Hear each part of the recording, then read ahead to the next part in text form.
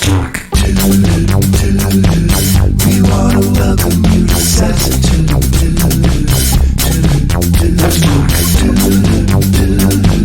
This show's alive because of SAZETU.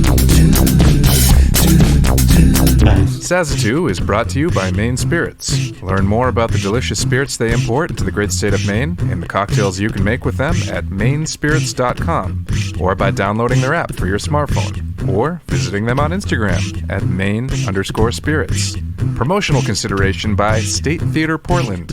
Visit statetheaterportland.com for an up-to-date schedule of virtual events and upcoming announcements as we get closer to normalcy. And Sun Tiki Studios, a top-notch rehearsal and performance facility located on Forest Avenue in Portland, Maine. Learn more at suntikistudios.com. Welcome to Happy Hour, brought to you by Maine Spirits. Who are Maine Spirits?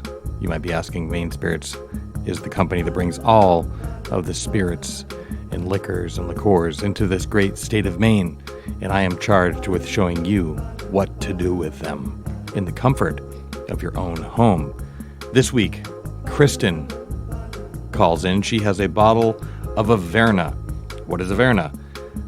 The internet says Averna has a mouth-coating and bittersweet taste, carrying hints of orange and licorice, balanced with notes of myrtle, juniper berries, rosemary, and sage. They go on to say, it stimulates the senses, instantly transporting you back to the island and making Averna not just an Amaro, but an authentic Sicilian experience. How about that, Kristen? How about that? I bet you didn't think you were getting into that when you bought that bottle. And she wants to know what to make with it. She normally just sips on it, as you do, with an Amaro or Amari. But I'm going to show her how to make a drink with it. And this drink is called the Black Manhattan. So let's build this drink.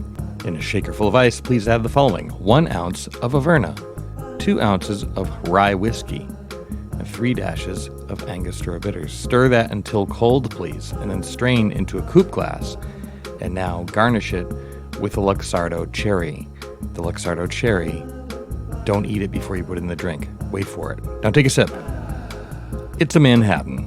It's a Manhattan. We've switched out the vermouth for the Averna, which is a kind of a smooth move, which you can kind of do with Amari across the board.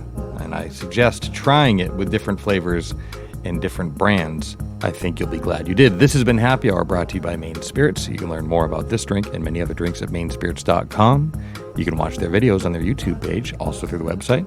You can follow them on Instagram at Maine_spirits or download their app for your smartphone, which shows you what to buy, where to buy it, and what to do with it once you get it. But always, we ask you to drink deliciously and responsibly.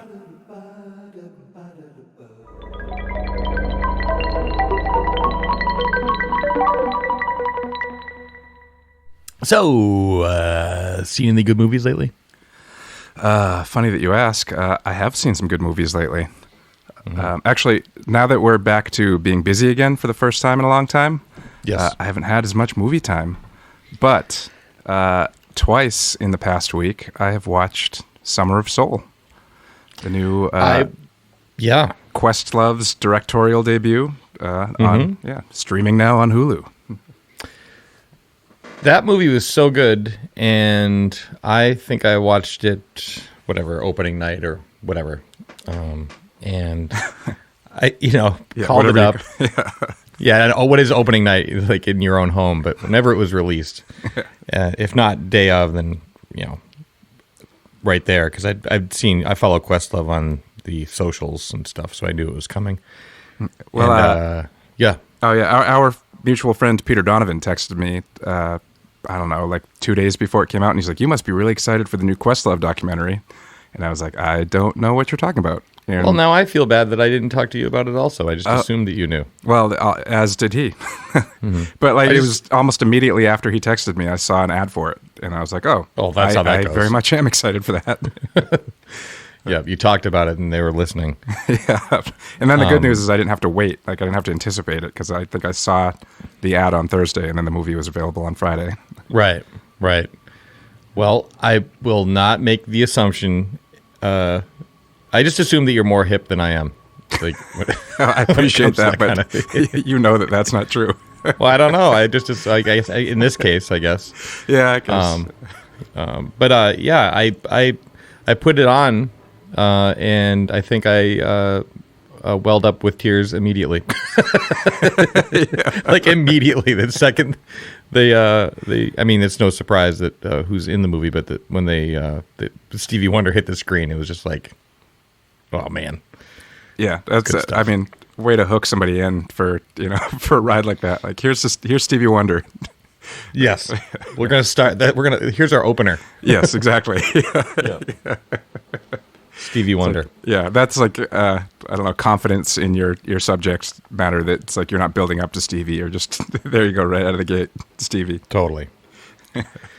So for the uninitiated, the Summer of Soul is a documentary directed, as Zach said, by Questlove, and it is found footage, like footage that was the reels of film that were found like in someone's house or something in their basement, that they beautifully restored, and the video and the audio. And it's a documentation of this summer-long festival that happened in Harlem in the summer of 69. 69, yep. And we obviously, as you have surmised, we both watched it. But then, Zach, you took the show in with your folks. I did, yeah. As I was watching it the first time, I was just, especially while watching Stevie Wonder right at the beginning, I was like, man, you and I have seen Stevie Wonder, but we saw him, within the past 15 years or so. It's like his catalog of work pretty much all existed, at that point. And I was thinking, watching 19-year-old Stevie Wonder opening up that show, and already so much great work behind him since his career started when he was like 12. Right. But also knowing all of the great work that was just around the corner for him, right. To go from that to, immediately he's going to be doing Talking Book and Intervisions and all that stuff. And I was like, wow, like my dad saw Stevie Wonder and that, like he saw that Stevie Wonder, like the young kid, who hadn't even unlocked his full potential yet and was still, one of the greatest to ever set foot on stage. One of the greatest to ever play the game. Yeah. And then as more and more artists were coming on, I was just thinking, I think my dad saw them too. And then also, the movie definitely focuses on what a transitional period the late 60s were for African Americans, and just a lot of like the changing identity, but also with the assassinations that happened throughout the 60s with both the Kennedys and Malcolm X and Martin Luther King. And I started thinking my dad was also in Washington, D.C. around this time. I mean, I know the movie takes place in Harlem, but, obviously D.C. was the center of a lot of that, political civil rights activity as well. Immediately after that first time, I was like, I need to show this to my dad, and which I did last night. And now he is sitting next to me to talk about this movie with us. So, hi, Archie. Hi, how you doing? There he is. There he is. Thanks for suffering through that meandering intro. Not a problem. He suffers through our meandering show every week without getting to contribute. So, oh wow! Now you get to be part of the problem.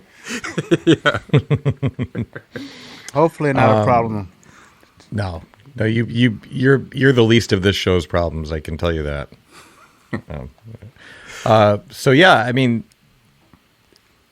like Zach had mentioned, we did see Stevie Wonder, and I do want to mention a little anecdote about that concert, which was at Great Woods or whatever it's called, down in Mansfield. I think it's now called the Taco Bell KFC Arena. That's right. The Twix live music pavilion. Yeah. The Liberty live music pavilion. That jingle. Oh my God. But the anecdote is because the show was presented by some radio station, and they brought out the DJ, like the head DJ, to be like, hey, we're really happy to hear Mr. Stevie Wonder, that guy, which is unusual for like such a high profile show. but they were like the presenting station. He came out do you remember when he walked across the stage with his hand extended out to Stevie to shake his hand? Yes, I do. It's like the whole you crowd didn't get the is memo. like, yeah, the whole crowd's like, ooh. I mean, that being said, I think if I were in that position, that would probably be my instinct as well. Well, sure, but it wasn't the best look to maybe just throw your hand out and try to shake hands with one of the world's probably most famously blind people. I'm just throwing it out there. But yeah, so that was ridiculous. But the show was amazing. Like he still has his fastball, or did then, whenever that was, 15 years ago, I guess. Oof. But yeah, you and I are in a unique position to only have been able to see our heroes. Well, not to say like after the fact, but as established icons. Yes. You know, like you said, with full catalogs behind them, still making music and everything. But it's also to see. Oh, I'm sorry. No, please. I was just gonna say, it's one of those things too. When you see them when they're older, maybe they can't hit the high notes anymore. Or like or they don't have the power, the stage presence they used to have, and because they're established icons, you're forgiving. You're like, it's amazing to get to see this person while they're here and still doing their thing. But it's a totally different ballgame than when they were, 19 or 20 doing it. Yeah, they have like something to prove still. Still hungry, so to speak, or just or yeah, they're just out there proving themselves and pushing the bar and exploring new. I mean, certainly with Stevie, like probably as much, if not more, than any storied recording artist. Really blew up the spot and made new stuff that no one had done. And I know it's so, like, I don't mean to like just like hover around his lack of sight, but just watching him play in the intro of Summer of Soul was like I think sitting down at his drum kit, he can't even see, and he's still just like navigating. I think you made this really great point, Jones, that like whoever invented the boom stand, the microphone boom stand, yes, deserves some sort of award, because not only is he sitting on a folding chair, but he has a straight up microphone, straight up and down stand, like kind of basically like just next to his left leg. He's leaning over and singing into that and playing, and then then he hops behind the drum kit, and it's just like, for him to be so, it's just amazing to me, like to have that ability to play not just an instrument but many instruments in like not kind of okay but like super well. yeah. And just not even like be able to see where your hands are. It's crazy to me. It's just I think he's an alien or something. Yeah. Some sort of like God level thing going on there. I mean, there is that, I don't know if it's a myth or what, but it's commonly repeated that if one of your senses is lacking, the other ones are heightened. Yes. And, I mean, I guess that has to be true. Like if your ears are also your eyes, they have to be that much better, I guess. But yeah, sometimes watching him play, I'm just like, he's not really blind. Yeah, I know, right? Like, yeah, I mean, isn't that like an old Eddie Murphy bit? Yeah, he's playing the long con. Like gigs up. Yeah. Even if that were true, I'd be like, you know what? That was also very good. Like, that's a very good gag. That was like what I formerly would have called an Andy Kaufman level of jokery. But if Stevie Wonder pulled it off since he was 10, he'd be taking the crown. We'd have to rename it. Yeah. Totally. I mean, okay, like even if he was gifted with sight, he'd still be one of the greatest musicians of all time. Yes. Either way, it's not like we're saying, oh, he's really good for someone who can't see. No, he's really good for someone who can see really, really, really well. But yeah. So when they kind of start getting into the story of so it was the Harlem Cultural Festival is what this movie centers around, and as Spencer said earlier, it's they did, I think it was every Sunday throughout the summer, they had this huge concert. It was a free concert in the park, and It was kind of set up, or at least the way they describe it in the movie, it was set up as sort of a reaction to the previous summer. Martin Luther King had been killed in 1968, and there was civil unrest in most of the cities across the country. Mm-hmm. And I guess Harlem, there in particular, there was, a lot of activity that led to some violence and destruction. And so the guy who organized this show was like, as the summer was rolling around in '69, was like, let's give people something to do every week, give them a place to, let out their emotions and whatnot through music, rather than hopefully, nothing bad will happen. But that was kind of the impetus for it was, let's get the community together in a positive way every week throughout the summer. And so actually, Dad, one of the things I wanted to ask you was, you were in D.C. in 1968, right? Yeah, I was. And do you have any memories of what the vibe around the city was after Martin Luther King was killed and the following summer was in D.C.? Was there a similar fear, I guess, of that recurring as they described in the movie? Well, after Martin was killed, I was in college and I flew home for the summer break. And this was also the time they were doing the riots and that type of stuff. And I was supposed to land in Washington at Reagan National.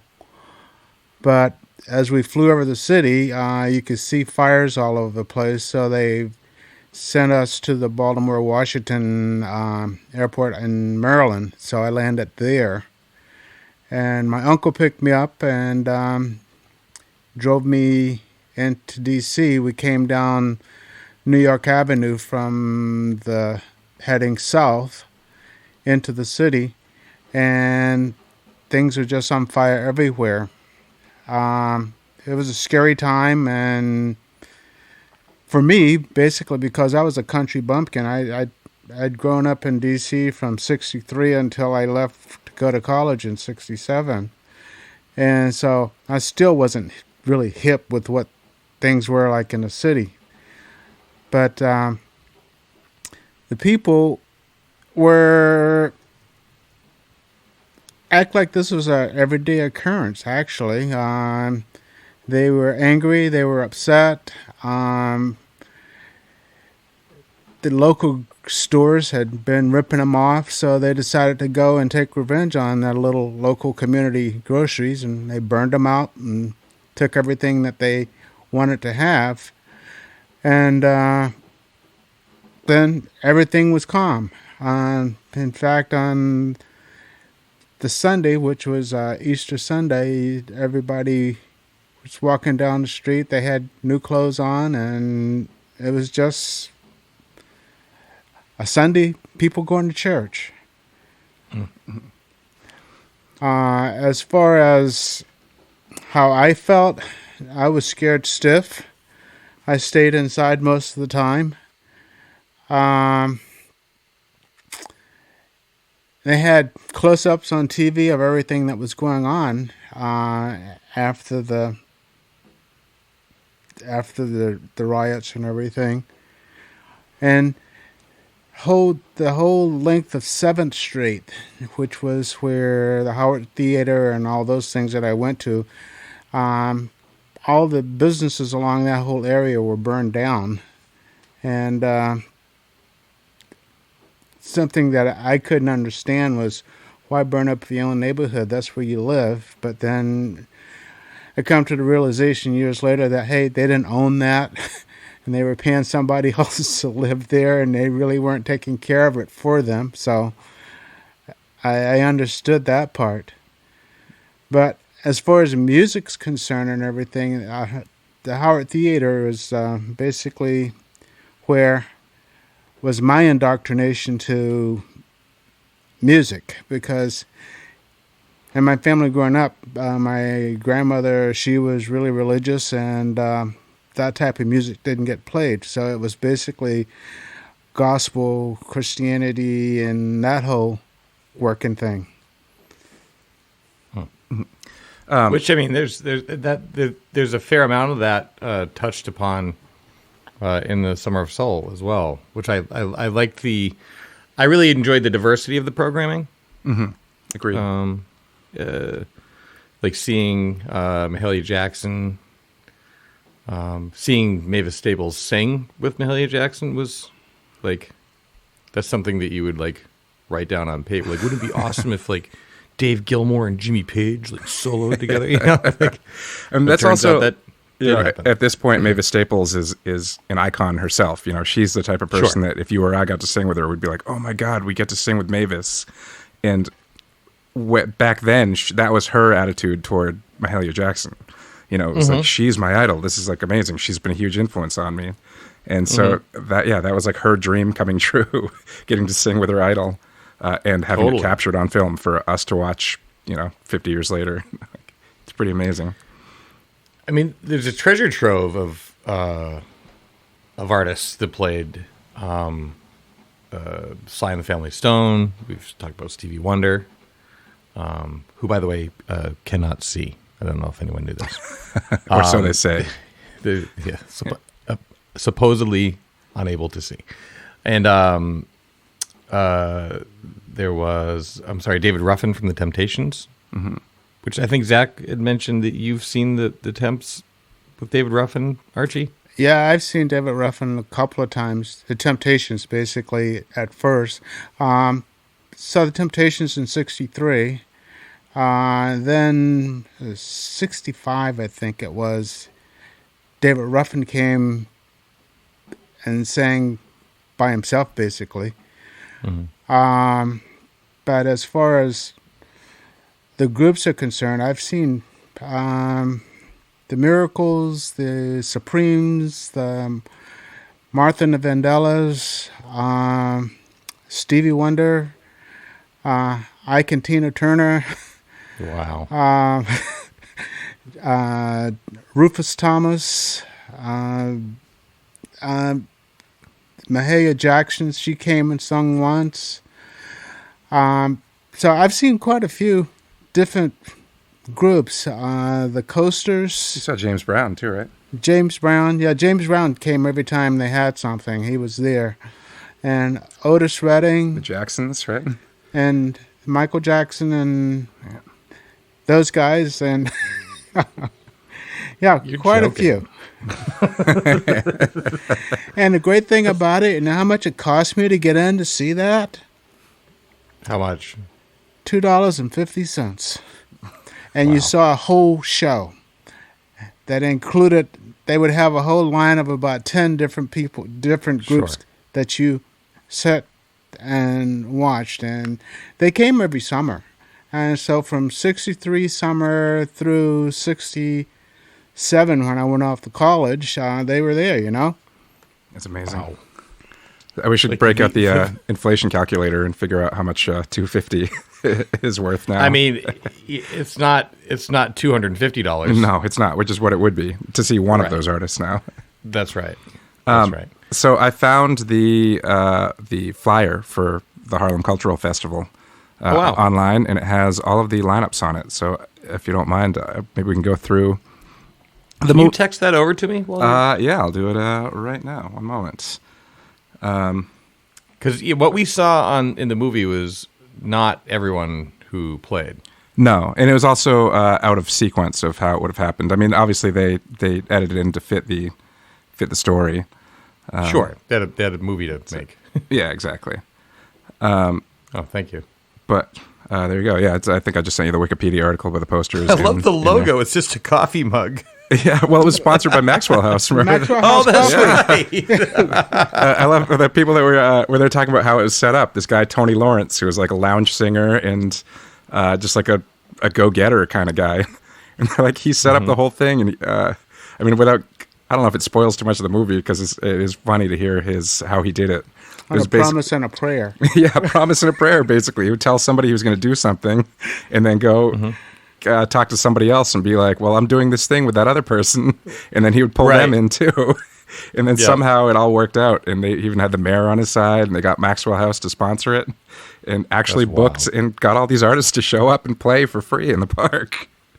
And I guess so the artist played for free too? Oh no, the artist didn't play for. That was one of the things though that they were talking about is that a lot of the artists, or at least their agents, or were nervous about accepting the gig because they had no idea who this promoter was and if he even had any money to pay them to show up. Sure. But I guess he pulled it off. But so on this flyer, the first show is on June 29th, and one big omission that I've seen is that I guess that was the show that Sly and the Family Stone played at, was the very first one, and they're not on the flyer. Oh, really? So I don't know if they were added late or what.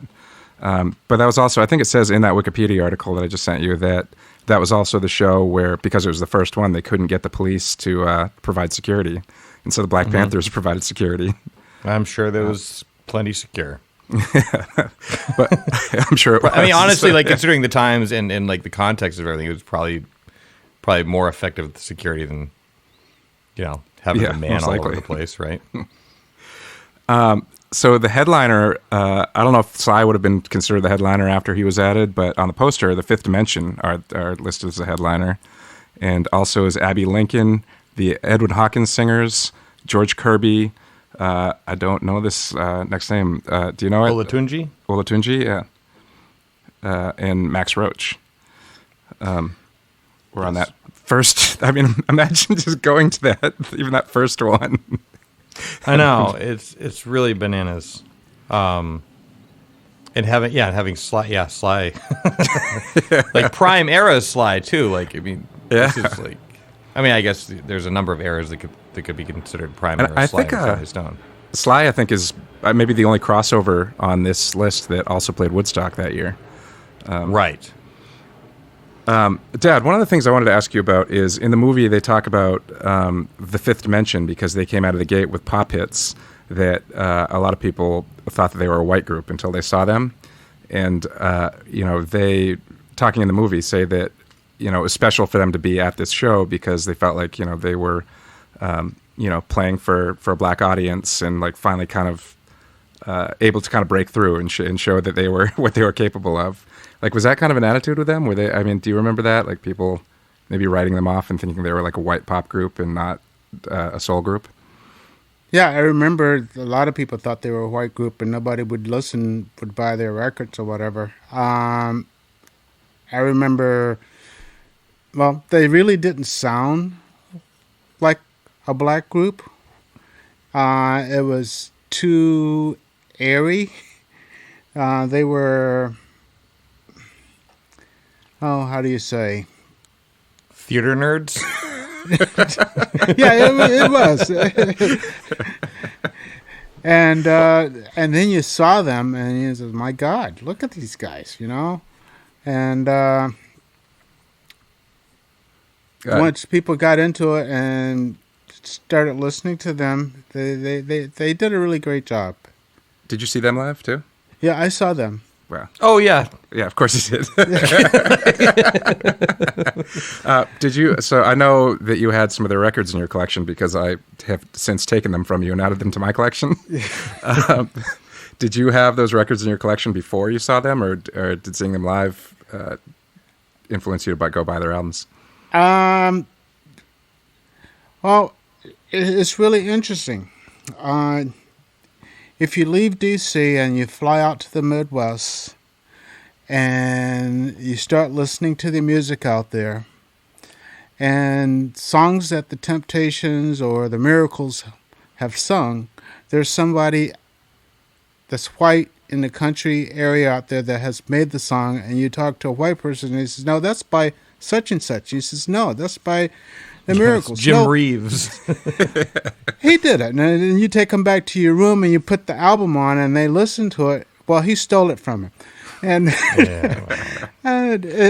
so it just took time for people to realize that these guys were as good as they are, and that the music that they were hearing in America's Breadbasket really wasn't the music that wasn't made by the people that lived there. It was something out of Motown, something out of Michigan, something out of Detroit, And The poor Fifth Dimension were like getting it from both sides. Yeah, they were. That's one thing I was talking about with Zach when after we had both seen the movie was I loved. Well, this is a testament also to Questlove and like what a broad spectrum of music that he, loves and studies and enjoys, and he really is just he's just got the view from 30,000 feet. He enjoy, you know what I mean? You can tell he genuinely enjoys like so many different kinds of music. Mm-hmm. And I think it's fair to say I might fall out of my lane on this one, so let me know. But I think that there's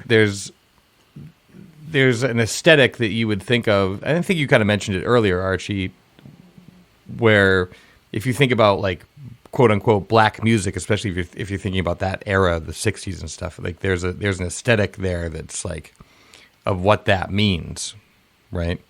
And maybe what that would sound like or what that would look like or whatever. But here's the Fifth Dimension, who are a black group, but it opened up it opened up this this other spectrum that maybe you hadn't seen before, because culture, especially like underappreciated cultures, will be kind of stuffed into like this monolith, become like a you're in this compartment. This is what you are. But here's the Fifth Dimension, who are, and I say this with respect, like they are theater nerds. Like they are singing theater, like Broadway, like songs. I appreciated that this movie. I felt like it was the first time I got to see the Fifth Dimension in the same breath as like Sly and the Family Stone or B.B. King. And it also sounds like that was their experience as well, like playing that show. I guess there was also the Fifth Dimension were recording in L.A., and I think the Wrecking Crew played on a lot of their records, which was predominantly a white group of musicians, and also a lot of their songs were written by Jimmy Webb, who is also he's a white man who wrote most of Glenn Campbell's hits as well. Never heard of him. Yeah, never heard of him. Who's that guy? But yeah, so I'm sure that kind of contributed to like the fact that the band that was playing on a Fifth Dimension record is the same band that was playing on a Beach Boys record or a Byrds record. But weren't they? I mean, yeah, but that's also, I guess, yes. Mm-hmm. I guess what I'm like maybe skirting around, I should just get to the point, is that's the noise that they made, right? Mm-hmm. That's the vision that they had. That's the art that they made. That's the sound that they made. Mm-hmm. They are black. Thusly, that is also black music. Yes, precisely. That's all I mean by that. Yeah, and it's I think if people were to make like a list of, what would be considered maybe traditional black soul music or black music of that era, they might not. They might not have got like the nod that this movie gave them. Yeah. Then I'll shut up. Yeah, shut up. It was sort of a bridge between the two genres, the black music, them, and then the white music. And listening to the sound, if you listen to the sound of the three of them together, it was taking what was going on in the black culture and sort of switching it, putting a beat to it that would let you transition between that and white music. Mm-hmm. Yeah, they also had hits on pop radio right out of the gate. I mean, there's something else I was watching recently. Oh, and actually, I think it was the Tina Turner documentary that's on HBO Max, which you should also watch if you haven't. Oh, it's incredible. Yeah, and Ike at one point talks about how there were the black radio charts and there was the white radio charts, and generally, you would chart on the black chart and then start to get some crossover, and there's just like this whole kind of like process that you had to go through to get like the hits on mainstream radio, which is when you sold big records. And the Fifth Dimension seems like they kind of skipped that process, and just made it onto the pop chart. So I'm sure that also. They're like a Trojan horse. Yeah, kind of. It seems Psych! But another thing they talk about in the movie is kind of just the evolving black culture at the time, and how, you know, there was sort of a kind of conservative look throughout the 60s. Like, you know, groups like the Temptations and the Miracles would be, you know, in their tuxedos with their frilly shirts and bow ties all matched and doing all that. And then, but by the end of the 60s, like, you know, obviously you had the hippie movement, but also, you know, people started wearing afros and dashikis and trying to connect with like their African roots a little bit more, and letting loose a little bit. And they sort of embody that in the movie when Sly and the Family Stone comes on stage, because they're mixed race, mixed gender, and just, you know, dressed in these wild outfits and everything. It's like, Dad, do you remember what? First of all, you saw Sly and the Family Stone as well, right? Yeah, I did. Good Lord. Did they have that sort of impact on you as well? And do you remember like what those times were like when people went from like, you know, dressing conservatively to just kind of letting their freak flags fly? Well, I was shirt and tie. Actually, let me start over. I started out in jeans, living in the country, came to the big city, and you couldn't wear jeans to school. You had to wear gabardine pants, Stacey Adams shoes, and things like that were expensive. My mom was able to go over to a store called Morton's, and she put clothes on layaway for me at the beginning of the summer, and by school time, I had clothes to wear that fit in with the school regulations. And you had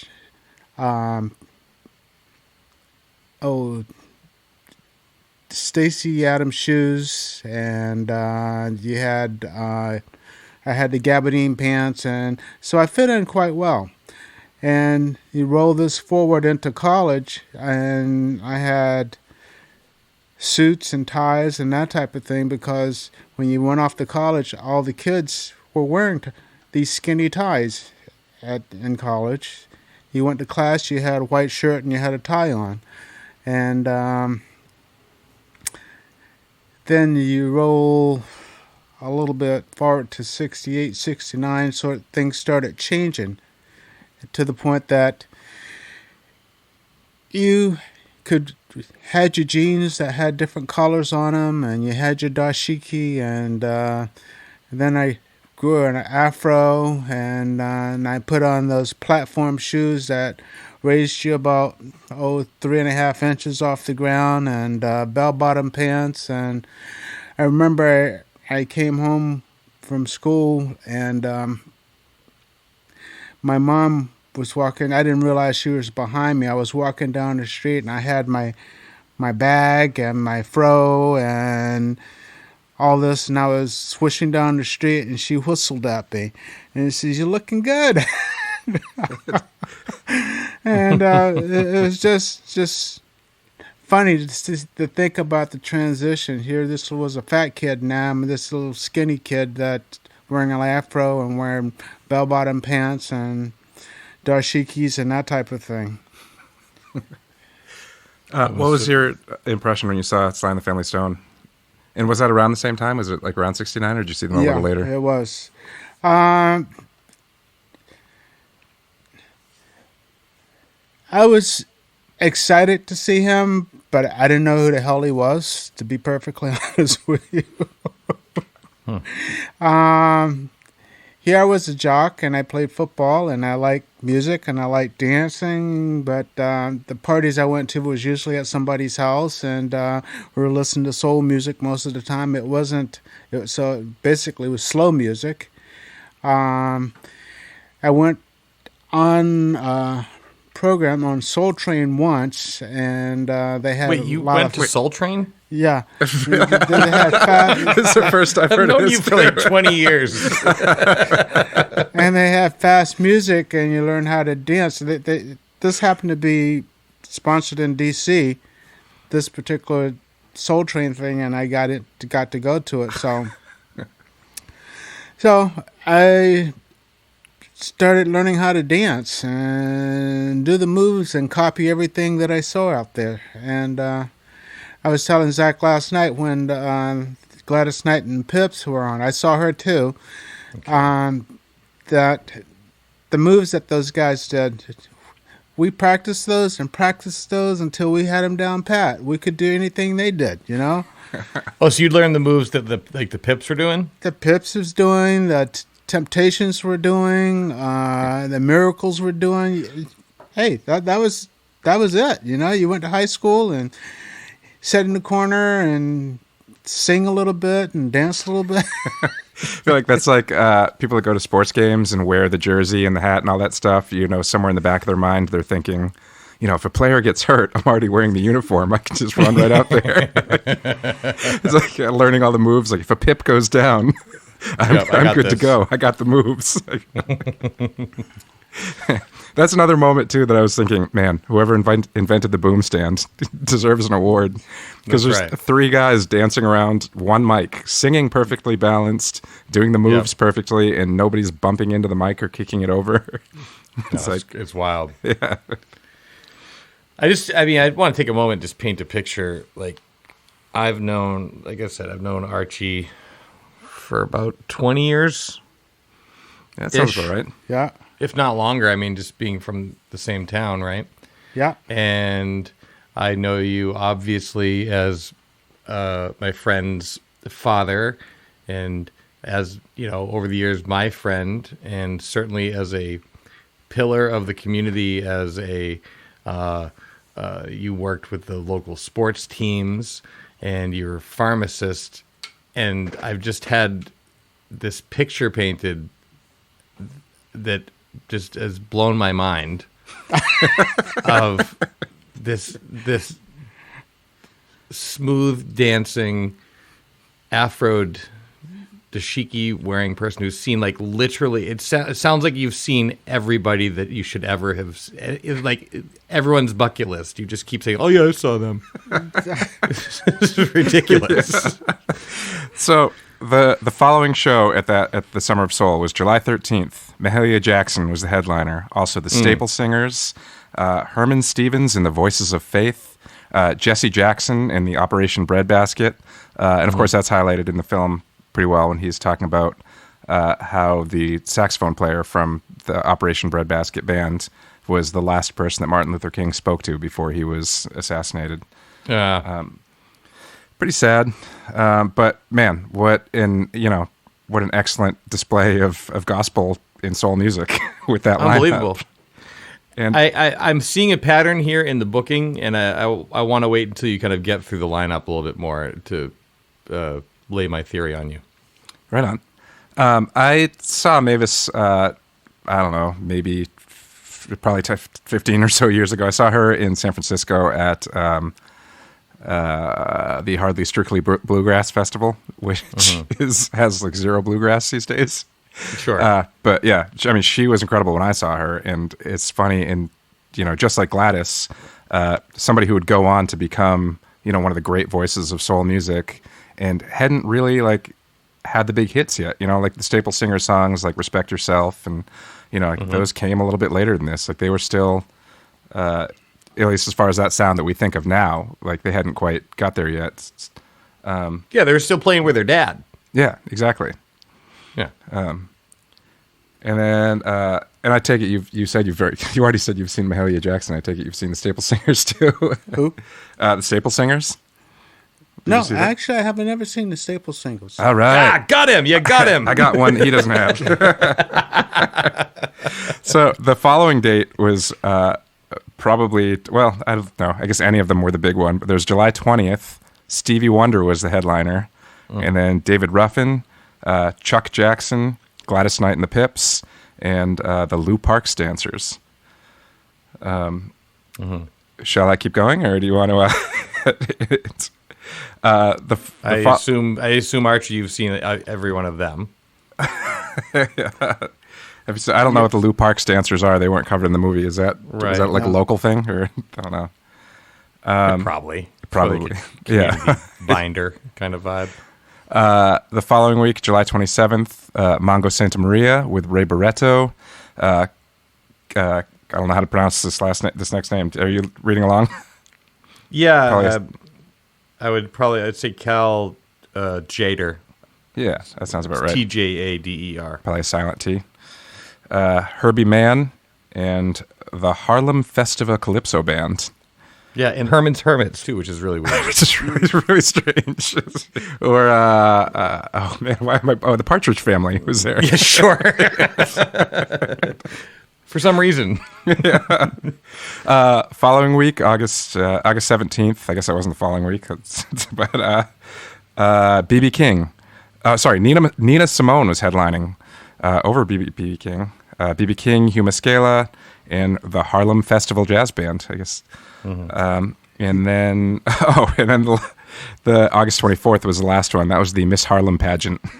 And oh boy, does it say there's another La Rock Bay, maybe? I would say that, yeah. And Company, and also Listen, My Brothers and Company. But I think I know what you're going to say about the booking. So, okay, on. Good. Yeah, I feel like it's entirely possible that Sly and the Family Stone jumped on after the ad was made. That's possible, right? Yeah, that seems to be. It's also possible that the organizers were like, let's just have them play because that's, I mean, they're pretty like wild, peaceful music, but they're raucous. I mean, I assume everyone who's listening to the show has probably heard Sly and the Family Stone. They're not as smooth as the Fifth Dimension, we'll say. No. But so what I'm seeing here is like, because you have to figure that the organizers had to jump through some pretty big hoops with the city in order to get this to happen, especially considering the state of contextually, like where the times that they were in, and so it looks to me like they were like, yeah, we've got the Fifth Dimension. Next week will be all like gospel. You know what I mean? Like, and little Stevie Wonder, everyone loves him. So like the suits are like, oh yeah, okay. It was like that. He's all bad. That third one with Stevie, that like it feels like that was their Motown one. Stevie, David Ruffin, Gladys Knight. Sure. Yeah. And then they had their sort of Latin music one the next week with Mongo Santa Maria and Ray Barretto. Right, and then they closed with Nina Simone. Yeah. Which Nina Simone is super intense. Absolutely. Yeah. And I wonder if they were just kind of like, maybe the city has not heard of this artist and was just kind of like, you know what I mean? Like, yeah. That poem that she reads. Yes. And the first line of it is, "Are you ready to kill if necessary?" That's right. Like, I mean, that made me uncomfortable watching it now. It was at a family festival, but it's also like, well, I mean, this is what folks are up against. It's absolutely. And to have the crowd just be like, Well, and also, like, because the refrain of that poem as well. Are you really, really, really, really ready? Like, are you sure about this? Because that's what it's going to take. Yeah, but man, it sounded like that may have been, I don't know, the way she introduced Young, Gifted, and Black. I'm not sure how the timeline adds up there, but she was setting it up as if it was almost a debut, or it may have been newish at the time. That's my takeaway as well. Yeah, pretty powerful. Indeed. One of the things that struck me too was a lot of the people that spoke in the movie would all say, I couldn't believe seeing so many black faces, as if that was like the first time so many black people have been crowded together like that. Like, can you speak at all to like why that even the performers were just like, wow, I was looking out over a sea of black faces. It blew my mind. And even the attendees they were talking to were kind of saying the same thing. Usually if you had have a lot of black faces like that, you had to put a lot of police and a lot of cops and everybody around, and people just didn't come out because they didn't think it was safe. It was the fear of, well, what's going to happen there? Will I have to wind up running, trying to get home to be safe? But this was something that was in the park, and they had sponsored it, and they had fairly good control with the Black Panthers beginning. You didn't want to mess with the Black Panthers. That was a thing known in the black neighborhood. The Panthers, either you were members with them or you respected them and gave them wide berth. And with all the people there, basically because it was free. Nobody had to pay anything to get in there, so they went to see it. Archie, question for you. In D.C., I think you said you were going to... there's a theater that you went to where you saw most of these? Howard Theater. Right. So was that, as far as the audience was concerned, was it a predominantly black crowd? Or was it mixed or a little bit mixed? Always black. Yeah. It's right down... Well, 7th Street, it was the 7th... Florida Avenue and U Streets, they all came together there. And if you got, that was considered downtown, that was the ghetto, basically. And I got there in 63. In late 63, they tore down the baseball field, the Senator Stadium that used to be there. And moved it out to southeast. And that whole area was under construction. And if you wanted anything, all you had to do was go to 14th and U, which was only 5 blocks away. And so you didn't have many white people coming down to D.C. You had... people that were looking for stuff and looking for trouble, they would come, but that was really far and in between. I think that neighborhood's not that far from the 930 Club, Zach. That sounds about right. Which is a place that we have played. Yeah. Yeah, I mean, I would imagine, too, like, I don't know how big that theater is, but probably, 2,000 to 5,000 capacity versus, they were saying 50,000 people were coming to the park. For these Summer of Soul shows. Yeah. I mean, it's you see it is a sea of faces. For yeah, sure. I'm sure it. Yeah, They always did 3 shows. I bet that did terrify some people, or a lot of people. Yeah, a lot of white people. Yeah.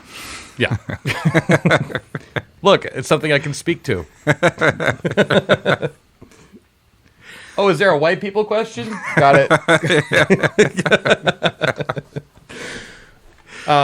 Well, I think what was also amazing about the footage, the show, the concert, the documentary, the concert film, is just how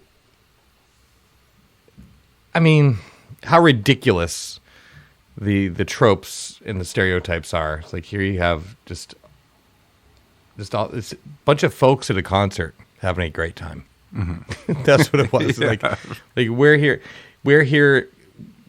Wherein lies the danger here that you wouldn't have at any other large gathering of people? You know, I mean, there's probably just as much trouble at a friggin' Brooks and Dunn show as there is at that. Like that kind of shit. I mean, and when you think about I don't know, like the Woodstock Festival is the same summer, and that was like people scaling the fences and climbing the scaffolding. It was a shit show. Yeah, it was a shit show. Like I look at okay, I'll say this. I look at the footage from the Harlem Cultural Festival. I'm like, that's a show that I would like to go to. That looks really fun. And I look at the footage from Woodstock. I'd be like, you couldn't pay me enough to go to that. Absolutely. I'm like, I'm glad they made a movie out of this because I would never ever want to go there in person. Ever. It looked horrible. It was filthy. People are like taking like bad drugs and like, no facilities. It's terrible. Awful. So I think in this Wikipedia article, it does go into a little bit more detail about, and I guess they talk about it in the movie as well, but why it sat in a basement for 50 years. It was basically, they as they were setting it up, they were like, we know we need to shoot this and preserve it. But when it was over, they couldn't do anything with the film. They kept trying to sell it to film companies and trying to get a movie made, and just nobody wanted it. which is also crazy to think about. People were like, "Nah, thanks, not interesting, not interested." Like, BB King? No, we're good. Yeah, no thanks. They said they, tried to package it as the Black Woodstock because the Woodstock movie was being sold around the same time, and people just weren't interested. So I think I don't know. I can't find it in this article, but basically, like another guy found out that the guy who shot the film and owned it it was in his basement, and somebody else found out that he had it and basically, got it from him and licensed it to be made into a film. It seems like it was kind of a bit of a process getting there too. But thank God we finally have the movie. But now I want to see the rest of the footage, and also I'm looking forward to hopefully a soundtrack album. Yeah, I mean, I was looking on Spotify or anywhere for it. I would buy that because the music they really did a good job with the mixes. It sounded great. Yeah, that's the other thing that struck me too. For they had no stage monitoring back then. Oh yeah, and in a lot of cases they were sharing microphones, like all three pips singing into one microphone, or a trumpet and a saxophone and vocals going into a single microphone. Like, how did they capture? I mean, I guess that's the thing. It's like when that was part of the necessity of performing back then, was learning how to balance your sound into a single microphone. And all of these artists were so good at it that they could do that and produce a recording that sounds as great as what we listened to in that movie. Yeah, the whole advent of every single component of a band being on a fader is, I mean, it's not super modern, but it's also, I don't know, it's kind of dumb. It doesn't all, it's like, just record the drums, whatever, Yeah. I like it. This would come up. You'd see like a lot of like drummers, or hear a lot of drummers say like, John Bonham's the greatest drummer in the world. It's like, cool.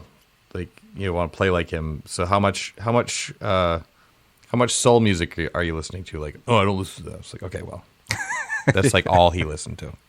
Yeah. And that's why he was amazing. What was you and Andrew were talking about something the other day about Dave Grohl, drummer that Zach and I know, just for the uninitiated. Yeah. Yes, thank you. Yes. Hi, Andrew.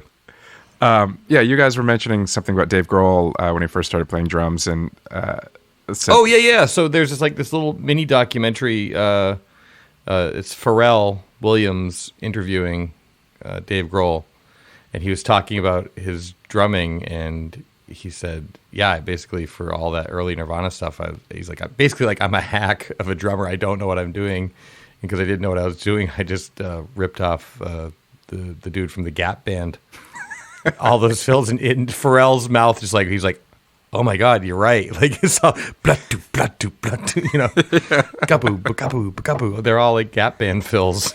I wonder if somebody's made a mashup of those now, or like a supercut or whatever that we can find. I mean, yeah, that's probably coming. Yeah. Yep. Yeah. Pretty amazing stuff. Unbelievable. Yeah. Any other exciting? Actually, who is like the highlight of all of the music that you've seen, Dad? Give us a good story to take us out. I would probably say Curtis Mayfield, and then let's see. I don't know.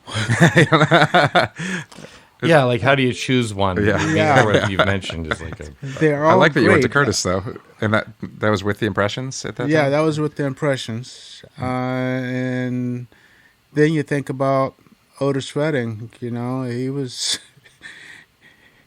was loud, and he could do a really great show, and he was flashy as far as his dress was concerned. And that's one thing about those guys that they went on stage. Everybody had flashy clothes on. You think, you go to see the Miracles, and here they are in their lime suits, and Smokey comes out in a yellow canary suit and has canary yellow shoes with white soles. And that type of stuff just sort of sticks in your head, and everybody's in sequence. And what was another group? Oh, When I saw Smokey, he was wearing a purple suit. So he's still doing that too. Yeah. To this day. Yeah. Did you ever see Marvin? Marvin Gaye? Yeah. Yeah, I saw Marvin once, and he sang 2 songs and he left the stage, and I don't remember what they were. He was singing with Tammy Terrell. Oh, sure. Oh man, amazing. Yeah, he was singing with her. Was it one of those like the Motown reviews? Did they do shorter sets? Was that? This is 66, late 66. And both Otis Redding and Tammy Terrell, who we both mentioned, neither of them made it much beyond that. No, I don't think they didn't. Tammy Terrell didn't even make it out of the 60s, I don't think. Yeah. Did you ever see Aretha Franklin? I didn't hear you. Did you see Aretha? Aretha? No, I didn't see her. I did. Woo! It's so impressive the amount of. Well, I guess for you it was just you were just going to shows and being part of your scene in one way, right? Like that's Yeah, what that you was did, City like, Life. also, like, right. But you're listing off just like if you were to go on Spotify and type in best soul music list, it's like basically everyone you've seen. It's like legends. Yeah. It's unbelievable. Man. I've seen Eddie Money. Actually, that's not true. I've played the same stage as Eddie Money. As of you, Zach. I've listened to Eddie Money. Yes. I did say O.C. Smith also. Oh.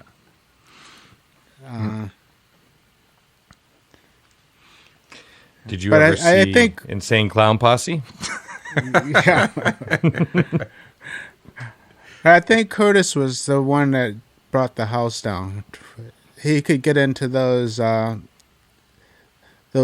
soulful church type songs, and the people that were there, they really got into listening to him sing, and they sang right along with him a lot of times. He wrote a lot of songs that feel like they're basically like the anthem of the civil rights movement too, like People Get Ready and We're a Winner and Moving On Up and stuff. It seems like he was really tapped into the political messaging at the time and was able to wrap it up into a melodic pop fun fashion. So I'd imagine that spoke to people quite a bit. Well, I think we've made it pretty far. I would definitely recommend to the listeners out there, if they have not already, definitely check out Summer of Soul. And also the just because I mentioned it earlier, if you're into that, check out the Tina Turner movie as well.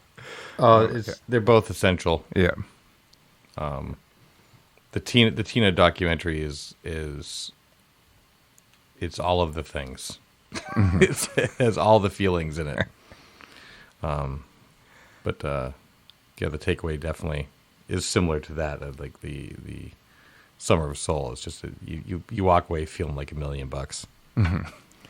Yes, but I mean, her story in particular is like, she has a comeback story.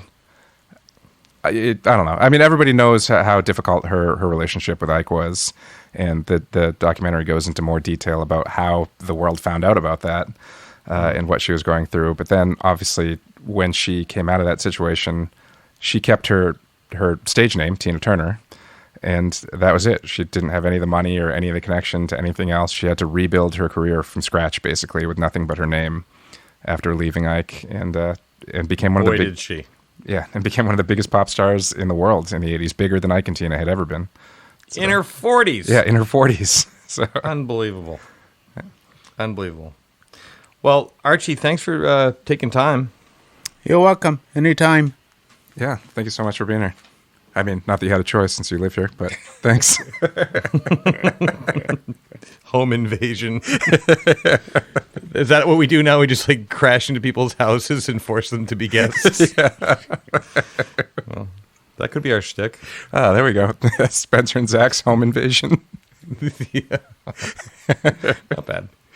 We'll keep All right, working on it. We'll see y'all next week. See you next week. SAZETU is brought to you by Maine Spirits.